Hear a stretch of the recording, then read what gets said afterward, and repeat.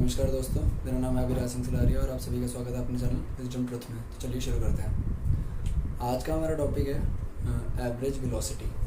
But velocity से पहले हमें एक और कॉन्सेप्ट पता होना चाहिए विच इज़ डिस्प्लेसमेंट।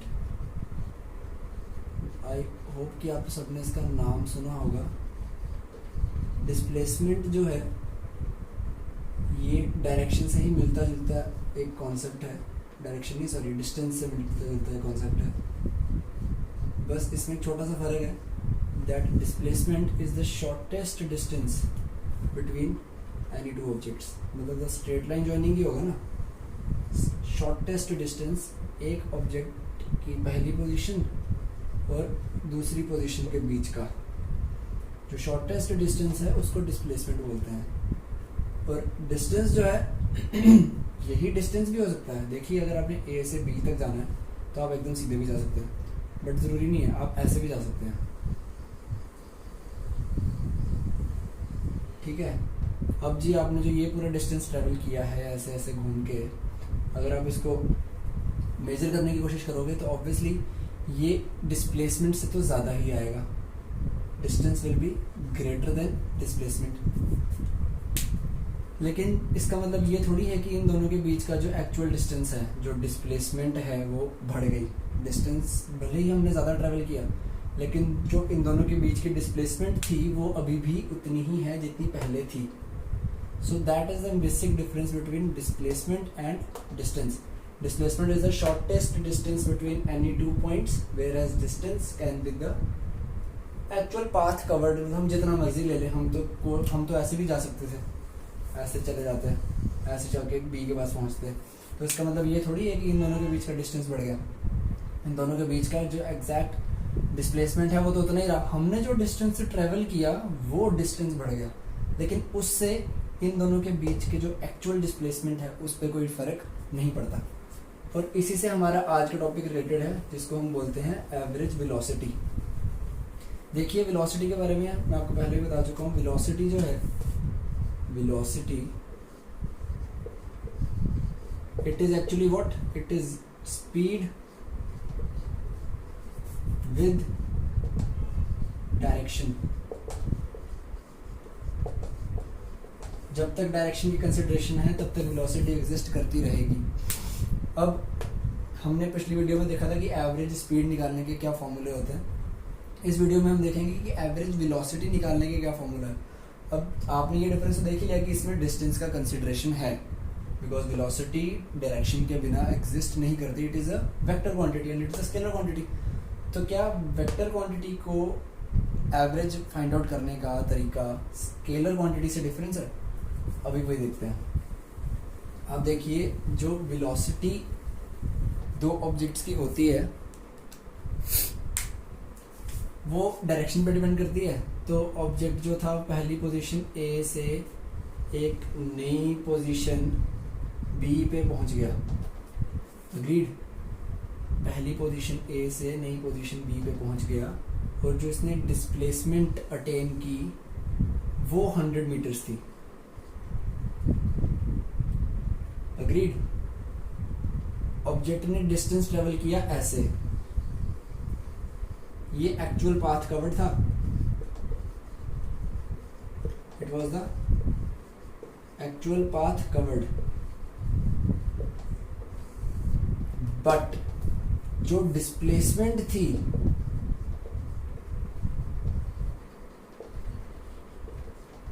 वो कितनी हुई? डिस्प्लेसमेंट सिर्फ 100 मीटर्स हुई। एक्चुअल पाथ कवर्ड सपोज कर लेते हैं 150 मीटर्स था, बट जो डिस्प्लेसमेंट एक्चुअल में अकर की है वो सिर्फ 100 मीटर्स की करी है। तो वेलोसिटी, एवरेज वेलोसिटी जो है वो total displacement, total what? Displacement, shortest distance, total displacement upon the total time taken. देखो, उसको ए से बी पे पहुंचने में टाइम तो वही लगा है जो उसको एक्चुअल पाथ कवर करने में लगा है। उसका एक्चुअल पाथ ये वाला था, नीचे वाला, बट डिस्प्लेसमेंट तो सिर्फ 100 मीटर्स की थी। टाइम उसको लग चुका है 20 सेकेंड्स। क्यों 20 सेकंड्स लगा? क्योंकि उसने कवर तो ये वाला किया ना, जो स्पाइरल वाला, ये डिस्टेंस कवर करने में तो उसको टाइम ज्यादा लगा, बट एक्चुअल डिस्प्लेसमेंट करने में उसको टाइम भी यही लगा। हमने तो इन दोनों के बीच का शॉर्टेस्ट डिस्टेंस देखना है जी।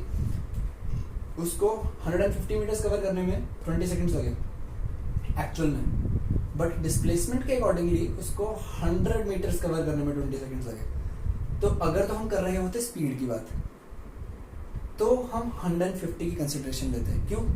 क्योंकि तब हम actual path covered which is the distance, तब हम डिस्टेंस की बात कर रहे थे ना, तो हमारे पास स्केलर था, distance is a scalar, actual path covered which was the distance, हम डिस्टेंस की बात कर रहे थे, distance upon time, total distance covered upon total time taken. But velocity, average velocity के केस में आपको टोटल डिस्टेंस कवर्ड नहीं लेना होता, आपको डिस्प्लेसमेंट लेना होता है, which is the shortest distance between the origin and the end.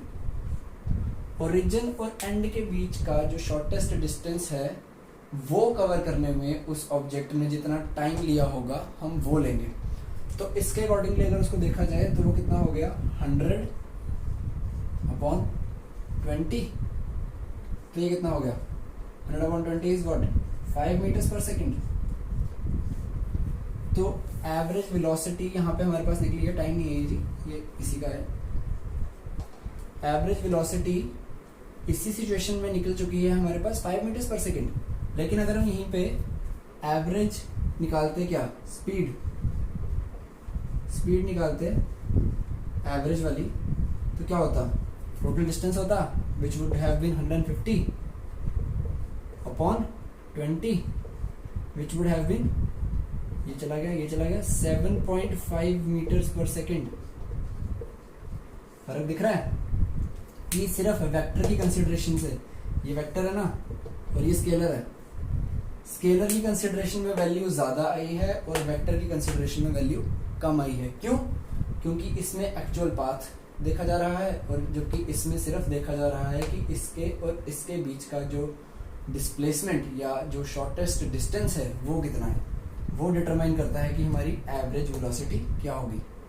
So the difference, अगर आपको टेक्निकल टर्म्स में बताया जाए, the difference between average speed and average velocity is that the average speed considers the total distance covered in the total time taken, whereas the average velocity considers the total displacement of the object on the total time taken। ये है difference हमारा average speed और average velocity का।